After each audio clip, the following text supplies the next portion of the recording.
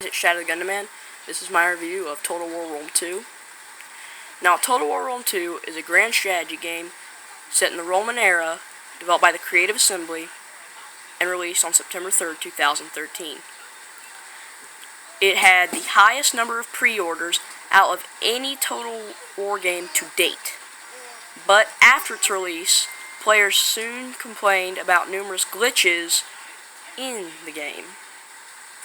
The Creative Assembly has released numerous patches to fix these glitches, and for the most part it has worked. Total War Rome 2 also has many DLC, some free that are added like updates, and some that you have to buy, like the Blood and Gore pack, the Greek States pack, the Nomadic Tribes pack, and the Caesar and Gaul campaign pack. And unlike other Total War games, Total War Rome 2 has decent modding support, which is very, very nice. That when you get the launcher and it has a built-in mod thing, which I don't know of any other Total War game that has that. Now, there's 8 playable factions, I think. There's Rome, Carthage, Egypt, the Arverni, the Suebi, the Iceni, the Seleucids, Parthia, Pontus, Bactria, Macedon. That's all I can remember right now. But to get to the gameplay. In Total War Rome 2, you have, of course, a campaign map that it is divided into regions, and groups of up to 4 regions are called provinces. Many missions in this game revolve around you controlling provinces, and every faction's victory conditions require certain provinces to be controlled by the end of the game. This is a good mechanic as it reduces micromanagement, allowing you to focus on bigger things like, where do I send this legion because I'm fighting a war on 2 fronts.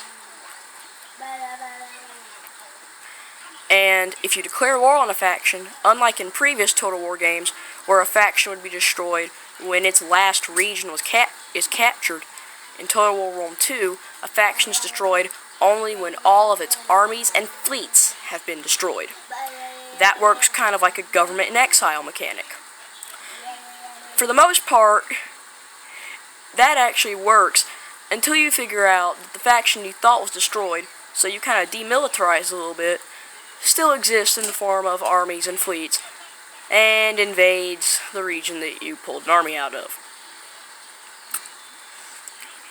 And the AI seems to be a lot smarter than in previous Total War games, because they actually have a set goal. It's almost like you're playing against a human. Just since it's an AI, it's like you're playing against a dumb human. In my playing time as Rome, I had to balance an economic challenge, because I had to recruit forces,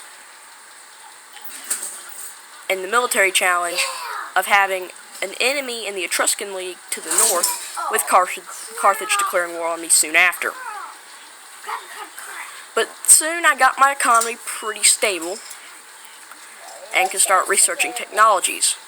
In Total War Rome 2, you have 1 military technology, 1 civic technology that you research, then that unlocks the trees for those.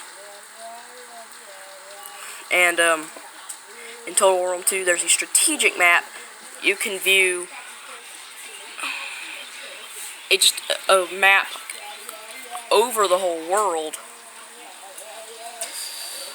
based on many things like region ownership by faction, region wealth, public order. And there's a civil war mechanic, where if you're playing a faction, eventually you can get